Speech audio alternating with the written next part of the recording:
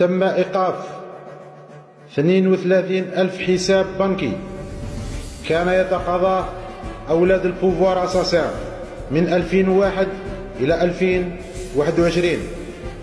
2021، وتم إيقاف صب المعاشات في 1500 حساب تابع لشركة سوناتراك، أصحابه كلهم مقيمين بفرنسا، محسوبين على المكاتب المسؤولة عن ودائع سوناتراك الناتجة عن بيع الغاز والبترول.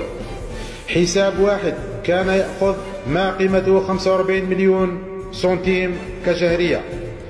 وتم إيقاف 1200 حساب بنكي تابع للخطوط الجوية الجزائرية مكاتبها بأوروبا وفرنسا برواتب لا تقل عن 30 مليون سنتيم شهريا. وتم فسخ عديد العقود مع مكاتب دراسات فرنسية متعاقدة مع وزارات جزائرية. هذه المكاتب معظمها كان يمارس نشاط استخباراتي لصالح فرنسا.